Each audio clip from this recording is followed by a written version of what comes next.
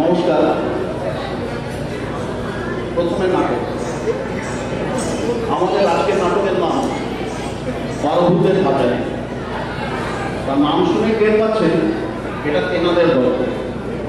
কেঁচো ভূত, মেচো ভূত,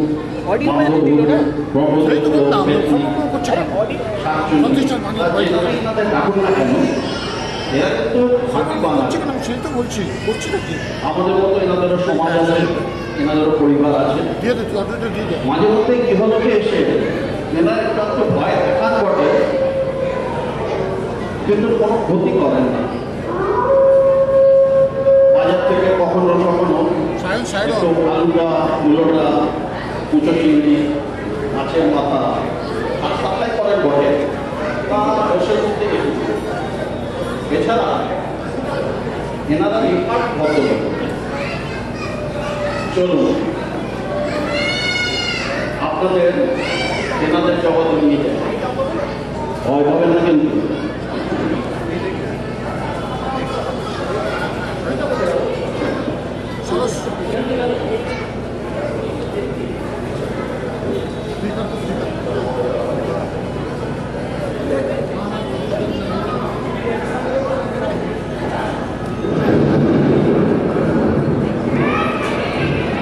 आवाज बढ़ाओ, आवाज बढ़ाओ, आवाज बढ़ाओ, आवाज बढ़ाओ।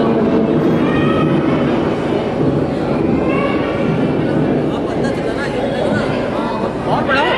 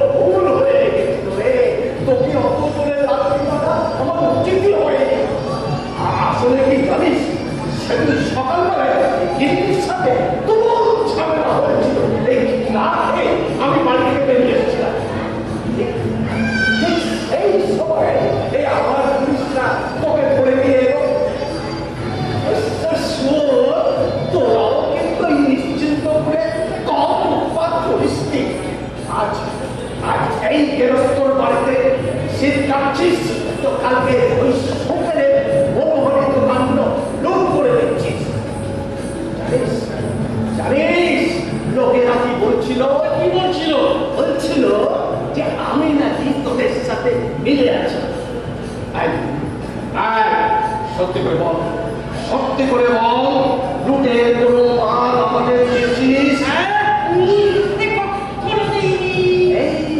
এই রাতটা ছিল, তারপর এই বইয়ের মুখ সামটা মেজাজটা আমার তিরিক্ষি হয়ে গেছে, তাই মায়ের সময় কোনো হিতাহিত জ্ঞান ছিল না। তার কি বলে তুই এখানে একটু মনে করিস না, তা মনে গিয়ে তুই কি মনে করে এখানে এসেছিস?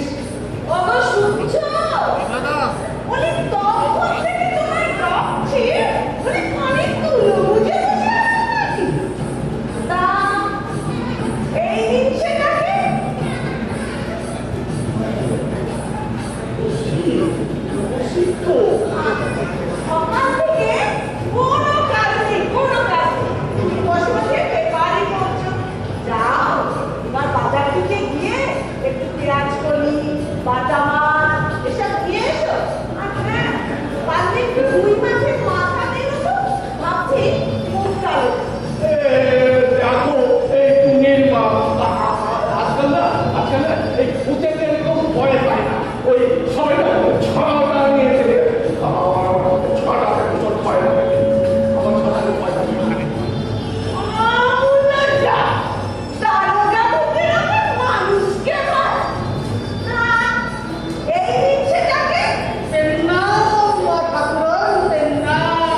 আমি রসিক পাত্রদার, দারোগা বাবুর আনা নিশ্চিন্দপুরের বাসিন্দা।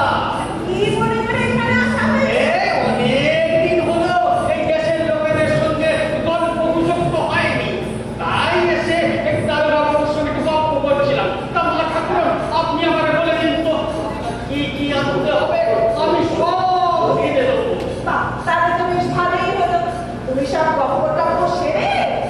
আমার থেকে ছোলা চালিয়ে আর শোনো, আমি সব খরচ করে রাখবো, তুমি সব জিনিস আমায় খরচ করে দেবে। জি আজ্ঞা মা ঠাকুর, জি আজ্ঞা। আচ্ছা মা ঠাকুর, আপনার মনে আছে সেই চণ্ডীতলা যেখানে সংকীর্তন বলা হতো আর সেখানে আমি ঢোল বাজাতাম? উনি ঢোল বাজাতে আর সকাল করে ঢোল বাজাতে আর রাত্রিবেলা সবার বাড়ি চুরি করতে। তাই তো এই যে মুখ পোড়া হতচ্ছাড়া, যাওরা হতচ্ছাড়া, সকাল থেকে তোমায় খুঁজছি আর তুমি এখানে বসে আড্ডা মারছো। বলি বাড়িতে যে এক গাদা বাছুর পড়ে আছে সেগুলো মাছবে কাকে? গিন্নি রাজ্য কেন গো? আমি ওই দারোগা বাবুর সঙ্গে একটু গল্প করে এক্ষুনি আসছি। ওই যে শোনো, দারোগা ভাড়া বুঝি না, চলো বলছি, সকাল থেকে কাঠ পড়ে আছে, করবে কে? চলো। মুখ সামনে কথা বলবে, দারোগা ফারোগা আবার কি কথা? কথা বলার কি ছিলি? কোথা থেকে তুমি চলে এসো? শোনো, আমাকে কথা বলা শেখাবেন না, আমি নিজের স্বামীর সঙ্গে কথা বলছি, সকাল থেকে কোন খোঁজার মতো খুঁজে যাচ্ছি আর ইনি এখানে বসে আড্ডা মারছে। চলো, মেলা কাঠ পড়ে আছে, চলো এখানে, এক্ষুনি চলো।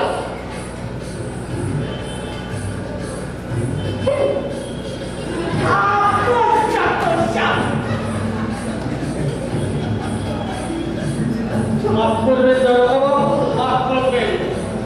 আজ যাই, নইলে নিত্যকালী যে গরম খুন্তি ছেঁকা দেবে গো, গরম খুন্তি ছেঁকা দেবে।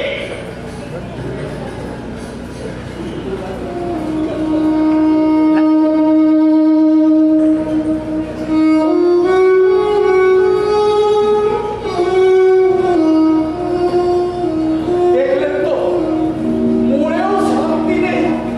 যে দারোগাকে এই সমস্ত এলাকার লোক ভয় পেত, তাকে ওরা এই বইয়ের মুখ ছাপটা খেতে হয়।